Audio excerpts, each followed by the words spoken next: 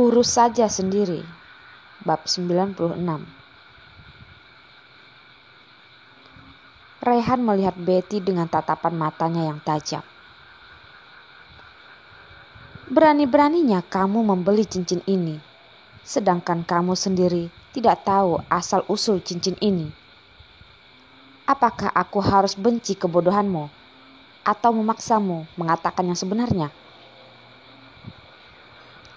Seketika raut wajah Betty seperti ketakutan. Bicara jujur, baik, aku akan mengatakan apa yang sebenarnya telah terjadi.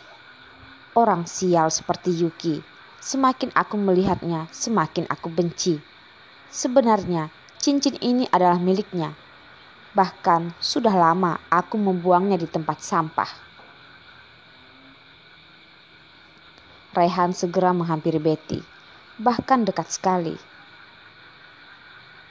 Nona Betty, sebaiknya kamu cepat kasih tahu aku, di mana Yuki sekarang. Kalau tidak, resikonya tanggung sendiri. Mendengar Rehan berbicara begitu, Stephen merasa agak ragu. Apakah Betty benar-benar tahu keberadaan Yuki? Sedangkan Betty masih dendam dengan Yuki. Seorang gadis apabila sudah cemburu, apapun berani dia lakukan. Stephen menatap Betty dengan penuh harap. Betty, kalau kamu benar-benar tahu keberadaan Yuki, aku mohon cepat kasih tahu aku. Betty kelihatan sangat marah. Dalam keadaan tidak percaya, mengapa Stephen harus meragukan diri sendiri demi seorang Yuki? Sambil menunjuk ke arah Stephen, Betty marah sampai tidak bisa berkata apa-apa lagi. Saat itu dia merasa sakit sekali di bagian perutnya. Dan seketika merasa ada cairan panas mengalir di kakinya. Betty sangat terkejut dan langsung melihat ke bawah. Gaun panjang yang putih bersih sudah penuh dengan darah. Dia keguguran. Dia telah kehilangan anaknya bersama Stephen. Teriakan histeris memecahkan suasana hening orang-orang di sana. Wajah Betty terlihat sangat sedih. Dengan tangan yang gemetaran sambil menunjuk ke arah Rehan. Rehan, kamu pasti mati mengenaskan. Kamu dan Yuki pasti akan mendapat balasan yang setimpal. Betty. Stephen dan wali kota Hall berusaha menenangkan Betty dengan lembut. Wali kota Hall bahkan menatap Rehan dengan tatapan penuh dendam. Rehan bahkan tidak memperhatikan tatapan itu. Sambil menggenggam erat cincin itu, bagaikan orang yang memegang erat akar padi terakhir saat tenggelam. Semoga masih ada harapan terakhir. Ini adalah cincin Yuki. Sambil menggenggam cincin, berharap bisa menemukan keberadaan Yuki. Dan mobil ambulan pun datang. Suasana di pesta pernikahan seketika menjadi kacau dan berantakan. Sejumlah wartawan dan media pers masing-masing sibuk mengambil foto dan mencari tahu apa yang sebenarnya terjadi. Pesta pernikahan putri emas wali kota mengundang perhatian orang ramai. Bahkan pesta pernikahan yang sebelumnya sangat sederhana ini akhirnya menjadi sorotan banyak orang.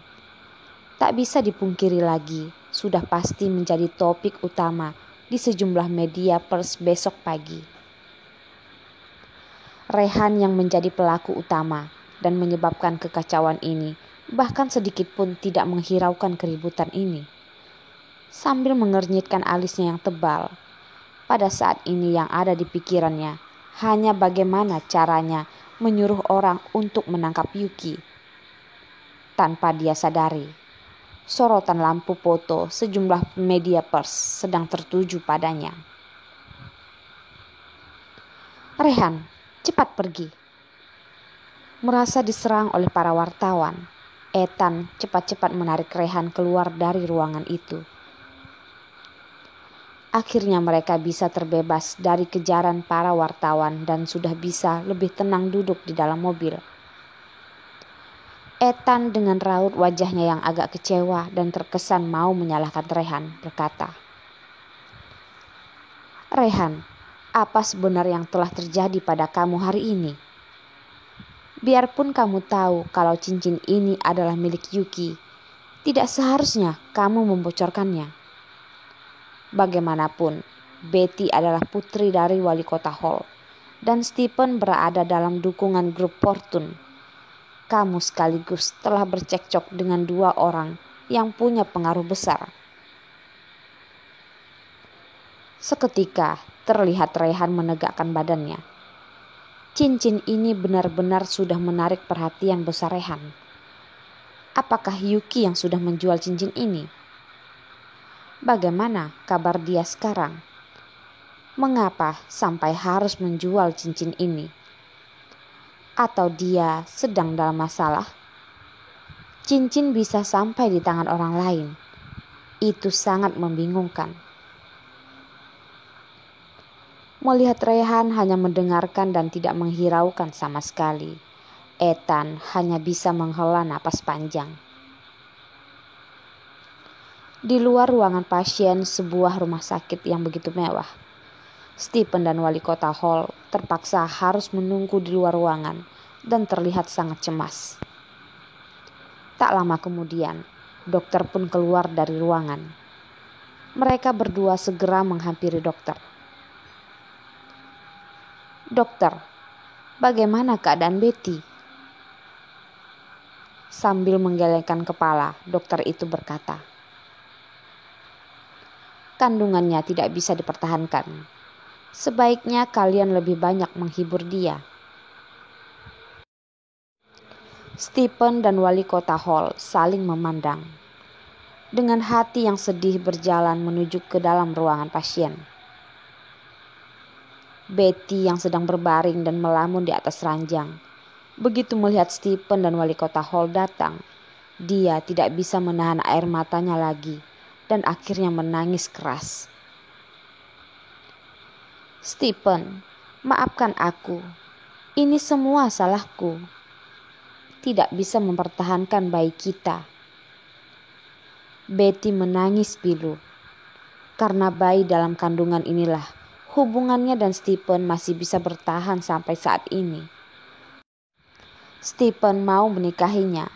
Itu karena dia sedang mengandung anak Stephen. Sekarang bayi sudah tiada. Apakah Stephen akan meninggalkannya? "Betty, aku yang seharusnya minta maaf. Aku yang tidak menjaga kamu dengan baik, tidak menghalangi dan menghentikan Rehan." Stephen terlihat sangat sedih dan terpukul. Bagaimanapun juga, bayi yang ada di dalam kandungan Betty adalah darah dagingnya. Meskipun usia kandungannya masih kecil, setidaknya nanti juga adalah seorang manusia. Setelah harus kehilangan anaknya, dia semakin benci dan dendam kepada Rehan. Bagaikan sebuah pohon beracun, telah tertanam akar kebencian di dalam hatinya. Apakah kamu akan meninggalkanku?" Betty akhirnya menanyakan pertanyaan yang selama ini dia takutkan. "Betty bodoh. Bagaimana mungkin aku meninggalkan kamu? Sudah, jangan mengatakan hal bodoh lagi." Stephen berusaha menghibur Betty sambil mengelus rambutnya dengan lembut dan pelan. "Kalau begitu, kamu harus janji selamanya tidak akan pernah meninggalkanku." Jawaban Stephen membuat Betty lebih tenang dan sudah mulai berani manja dengan Stephen. Melihat wajah Betty yang lemah dan pucat, Stephen bagaimanapun juga tidak bisa mengeluarkan kata-kata yang bersifat untuk menolak. Saat ini hanya Stephen yang paling tahu dan mengerti perasaan Betty. Sebenarnya Betty sangat mengharapkan kelahiran si buah hati. Semua perlengkapan bayi termasuk pakaian bayi, ayunan dan mainan sudah dipersiapkan dari awal. Semua itu adalah barang-barang pilihan terbaik.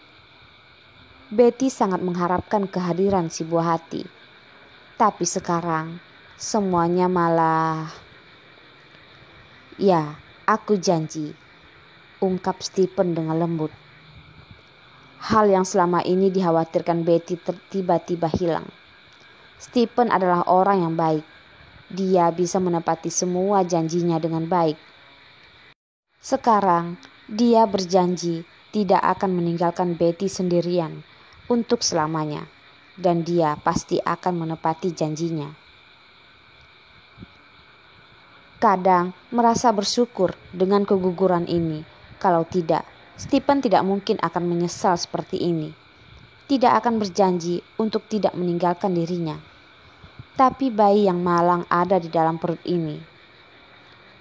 Seketika mata Betty langsung memerah. "Rehan, jangan harap aku melepaskan dan memaafkan kamu begitu saja." Melihat wali kota Hall yang sedang berdiri di samping, Betty memanggilnya dengan suara lembut. "Ayah." "Betty, ayah di sini. Bagaimana keadaanmu?" Wajah wali kota Hall kelihatan berubah. Di satu sisi sedang mencemaskan kesehatan putri tercinta. Di satu sisi sangat marah. Rehan benar-benar tidak tahu diuntung. Berani-beraninya menghancurkan pesta pernikahan putrinya. Berarti Rehan sangat tidak menghargai dirinya.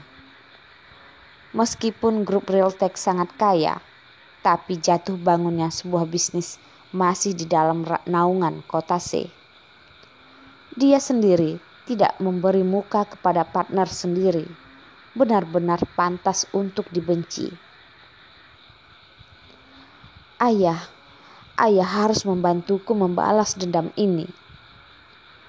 Wajah Betty yang begitu pucat dan terlihat sangat kasihan. Rehan benar-benar jahat. Tidak takut dengan dewa-dewi ataupun Buddha. Dan sekarang aku harus keguguran. Ayah harus bantu aku membalas dendamku ini.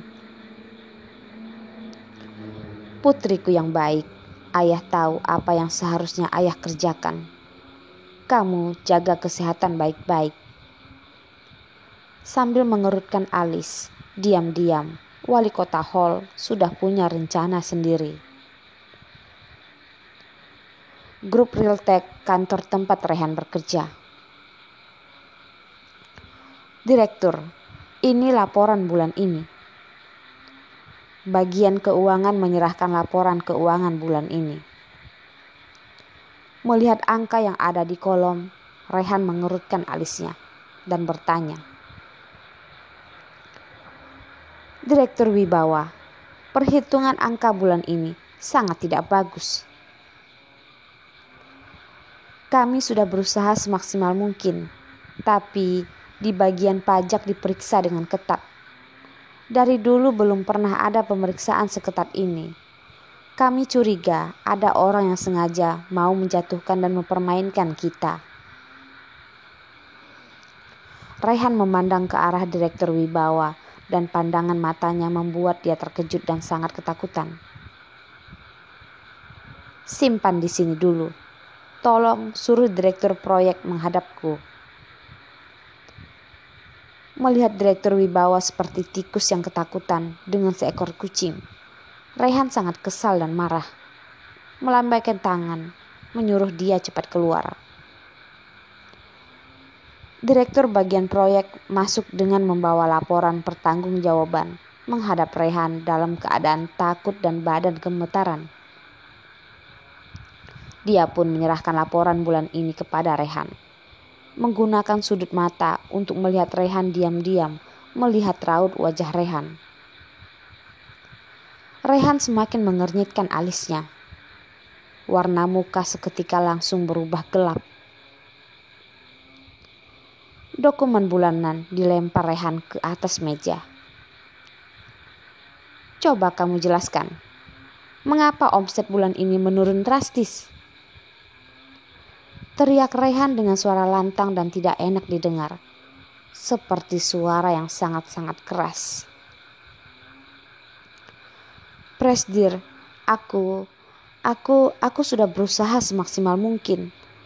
Tapi beberapa tanah yang kita incar digagalkan semua. Aku dengar dari pegawai-pegawai itu, ini semua adalah atas perintah Wali Kota Hall. Dia memerintahkan semua bagian industri memblokir usaha grup Realtek. Wali Kota Hall? Rehan memejamkan matanya sebentar. Ya, betul, Wali Kota Hall. Yang aku dengar, karena Presdir sudah mengacaukan pesta pernikahan putrinya, Wali Kota Hall mau membalas dendam.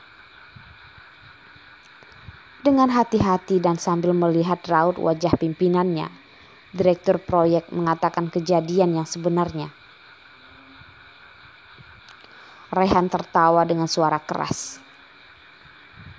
Hanya mengandalkan dia, seorang wali kota, mau memblokir dan menguasai grup Realtek. Rehan menyindir dan meremehkannya. Presdir, ada telepon untuk Bapak. Terdengar suara lembut sekretaris menghubungkan telepon untuk pimpinannya. Rehan melambaikan tangannya, artinya meminta direktur proyek keluar dulu. Kemudian dia baru mengangkat telepon. Yang terdengar di dalam suara telepon adalah suara penuh wibawa seorang pria tua. Rehan, kamu hebat sekali ya. Demi seorang perempuan, bisnis pun sudah tidak mau lagi. Rehan mengernyitkan alis. Dalam keadaan pandangan mata tidak berdaya, dia berkata, "Kakek, isu apa lagi yang sudah kakek dengar?" Isu, berita ini bahkan sudah tersebar sampai ke Amerika Serikat. Kalau bukan dengar dari paman kamu, aku masih belum tahu kalau sekarang kamu sangat terkenal demi seorang perempuan berani mencari masalah dengan wali kota C. Rehan terlihat santai sambil memainkan alisnya. Hanya seorang wali kota saja. Apakah tidak lucu sampai harus memblokir grup Realtek? Seorang wali kota kamu bilang? Kamu tahu tidak ada siapa di belakangnya? Ada ek. Kalau aku ketemu pun masih harus hormat dan segan 3 kali lipat. Beraninya kamu demi seorang perempuan mengacaukan pesta pernikahan orang lain. Suara tua terdengar semakin emosi dan marah. Nada bicaranya semakin lama juga semakin tidak segan lagi. Mendengar nama tersebut, Rehan akhirnya pun merasa ketakutan. Tidak pernah terpikirkan olehnya, seorang wali kota Hall ternyata ada orang hebat seperti ini di belakangnya. Orang tersebut adalah orang yang punya pengaruh besar di ibu kota. Kekuatan dan kekuasaan grup Realtek juga tidak bisa dibandingkan dengan dia. Rehan, cepat kamu datang ke Amerika saja. Perusahaan di Chicago, kamu yang urus saja. Kamu jangan ikut campur bisnis kota C lagi. Aku akan menyuruh paman kamu untuk mengurusnya. Ungkap kakek Rehan dengan suara tegas. Rehan hanya terdiam. Sekarang kalau dia masih terus bertahan di kota C, sangatlah tidak baik. Tapi kalau sampai harus meninggalkan tempat ini dan pindah ke Chicago, peluang untuk menemukan keberadaan Yuki semakin kecil. Rehan, tiket kamu sudah aku beli.